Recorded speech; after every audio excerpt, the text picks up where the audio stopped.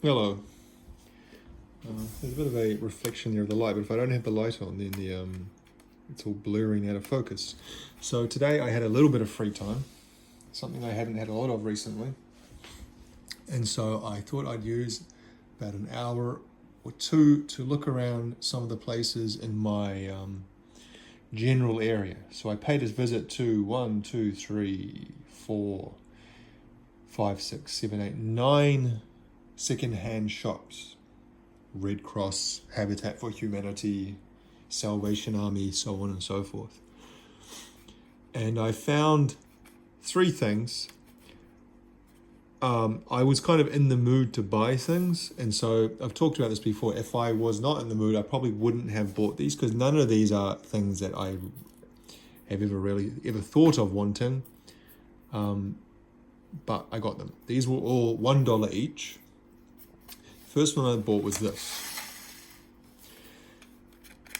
Now, the band is called Kosheen, and the album's called Resist. And this came out in 2001 on Moksha Records. Never heard of that label before. What is it, imprint of Arista, maybe? Yeah. Kosheen is a band I've heard their name before, or heard in the past, because I probably haven't heard the name for about 20 some years. But it was just, you'd hear bands mentioned on TV or in magazines or on the radio or something. They'd name it, and I would never actually be able to put a band, match it to music. If someone played a song and say, "Who's this?" and it was Kosheen, I wouldn't have any idea.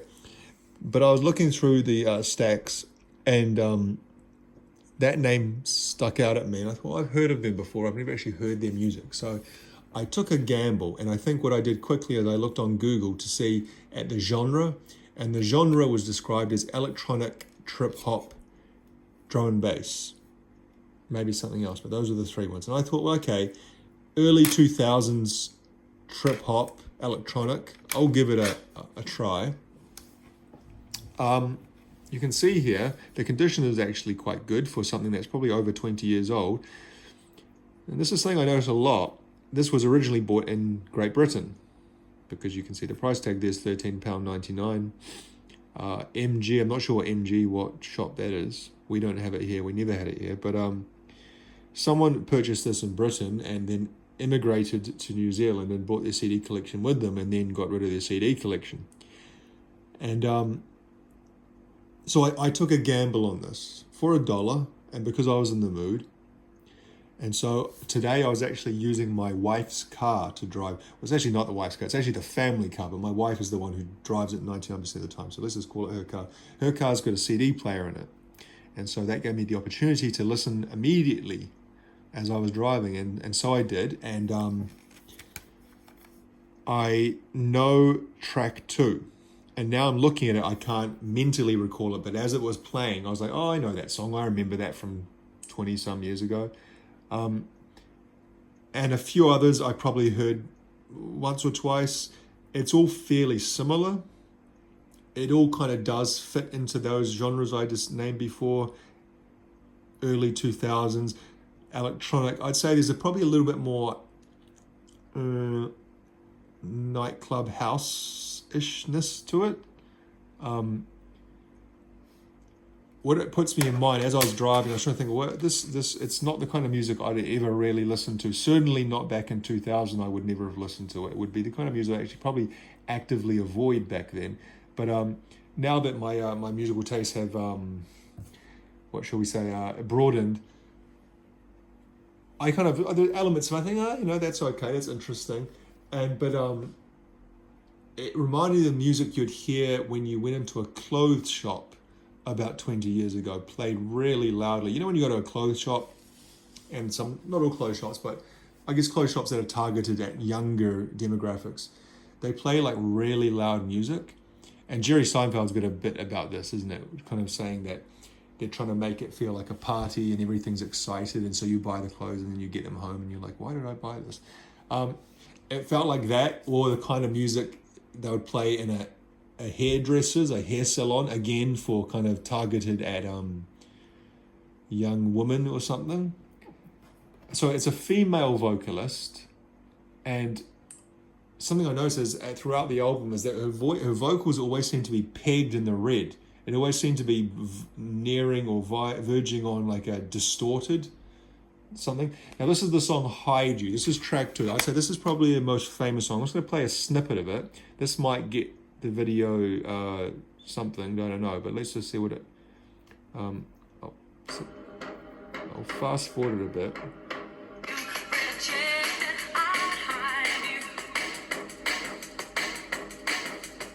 You might recognize that.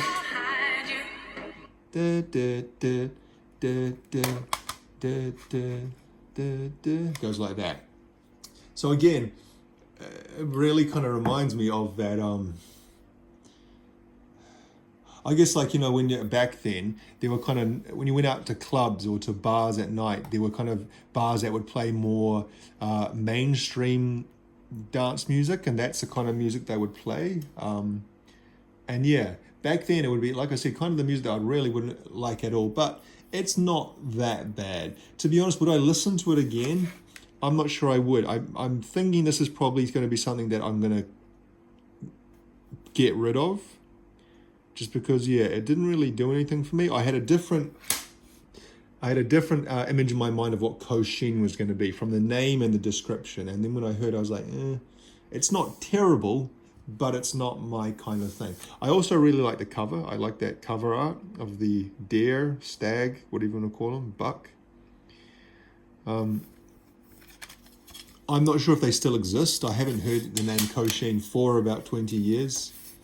Some other animals. No, there's no insights here to anything. So this one won't go on the shelf because shelf space is at a premium. It will go into the box of maybe listen again, but perhaps at some stage get rid of. So let's say we struck out on Kosheen, which is, you know, is a shame, but you know, what are you going to do? Part of this hobby is taking risks, you know. The next one is the Mulan soundtrack. Just after I've done my 7-part soundtrack, what do you want to call it, review, I've got one or two now to add, and this is one that I don't have, obviously. This is one of the Disney ones, and I had quite a lot of the 90s Disney soundtracks, didn't I? I've got Aladdin and Hunchback and Tarzan, maybe, I can't remember. I had a few of them anyway. And this is, I saw this and I thought I'd add it to the collection, because yeah, kind of I like those kind of like sub collections that I have going on, the Disney soundtracks within the soundtracks, and the other one which I'm going to talk about in a moment, that's another kind of sub collection. So this came out in '98. I've never actually seen Mulan. When you think, well, why did you buy the soundtrack then? Well, that's probably a good question, but I did. What I remember of this is the song that Christina Aguilera sung, and she did track 14, Reflection, the pop version. There's two versions. There's I think the instrumental. No, it's not instrumental because there's someone singing on it. There's someone's singing on that first Reflection. I don't know who it is, and I don't know why it gets higher billing than the Christina Aguilera one. It's kind of strange, but something I noticed in the shop that I was kind of quite shocked by is that we see Reflection performed by Vanessa May. She's that violinist. Music by Matthew Wilder, arranged by Vanessa May, and produced by Jazz Coleman for Big Life Management. Jazz Coleman, if you don't know, is the guy from Killing Joke. You know, Love Like Blood and 80s and all those kind of industrial rock, alternative, goth metal, not really metal, but kind of stuff that he did. I think Killing Joke's still going, but they had some great albums in the 1980s and the early 90s. I would never have guessed that he was producing the Disney Mulan soundtrack. And I double checked. I Googled it. It is actually the Jazz Coleman, the kind of crazy-eyed, cigar-smoking Jazz Coleman, who lives in New Zealand. Well, no, I don't know if he still did. For about 2 decades, he lived in New Zealand. Even though he's British, he was living here for some reason. This song here, that was the first time I ever saw Christina Aguilera. This came out in '98, which was a year before. I think it was a year before. I might be wrong there, but I'm pretty sure it was a year before she released her debut album, which was called I Don't Know. The one that's got Genie in the Bottle and What a Girl Wants. The one that kind of was head to head with Britney Spears' first album, Baby One More Time.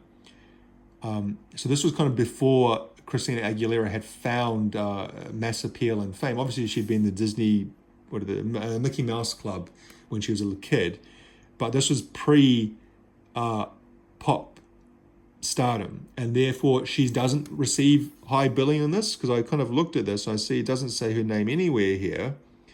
The only way you would know is if you look down here. You see Reflection pop version, music by blah blah, performed by Christina Aguilera. Now, if this was 2 years later, I would say her name would kind of be on the front, wouldn't it? It would have a lot more commercial cachet. But I listened through to this in the car after I picked up my son from school, and I much prefer the score songs: Attack at the Wall, Mulan's Decision, Blossoms, The Huns Attack, The Burned Out Village, which are, as you imagine, that Disney, animated Disney stuff from the 90s has got very kind of similar-ish kind of feeling and style, I guess you would call it. And it has an infusion of vaguely Eastern Chinese type things, gongs and whatever scales they use with their music. So yeah, it's in very, very good condition, excellent condition, considering that this probably would have been purchased about 25 years ago. It looks like it's barely ever been opened. You've got the lyrics in here, but nothing else really of interest. There's a few little stills of animation and the lyrics of the song that Christina Aguilera sung. Lastly, another soundtrack, The Power of One. Now, why did I get this? Because that original score, Hans Zimmer. That's another sub-collection I've going. If you watch those 7-part, hours-long soundtrack retrospective that I did over 7 videos, you would see that time and time again I was coming across Hans Zimmer soundtracks. Some of the times it surprised me. I was like, oh wow, Hans Zimmer did that. And this is another case that surprised me, because this was a movie that was done in the early 90s from memory. So you can see a date anywhere. So the camera is not showing that very well. I'm going to go out on a limb and say 91. Oh, as it says 92. There we go, 1992. And so you don't really think of him at that time, but he was actually making stuff even in the late 80s. So this is that movie. If you haven't seen it, it's about apartheid South Africa and about this white kid called PK and his battle or problems trying to live, I don't know, in South Africa at that time, and then kind of some of the injustices that the African or the black population endured. The music is very much as you would expect. Lots of choirs, like you can see there, the Bulawayo Church Choir, they feature throughout. Bulawayo, I thought, was in Zimbabwe, not South Africa, but I might be wrong there. I haven't listened the whole way through this. I see that Teddy Prendergast is featuring on that song. Not as Hans Zimmerish as I expected, because it's kind of almost overshadowed by the Africanness of it. But I guess that's to be expected, because I've seen the movie and that kind of music does feature throughout, obviously. It's actually quite a good movie for that kind of, I don't know what you call it. Maybe simplicity isn't the right word. Quite one-dimensional look at South Africa at that time, but I guess it's kind of meant to be more of a not feel good. I don't know. It's a pretty good movie though. I haven't seen it for probably about 20 some years. I mean, we watched it at school in the history class, because we studied apartheid South Africa in 5th form history. What 5th form's about when you're 15 years old, around that age. I remember they showed that movie to us, and I was impressed at the time. Anyway, so that's what I got. Just a short little shopping trip. Didn't really find much. 3 CDs out of how many shops did I say? 8 shops? 7 shops? But better than nothing, eh? Anyway, we'll leave it there. Thank you for watching.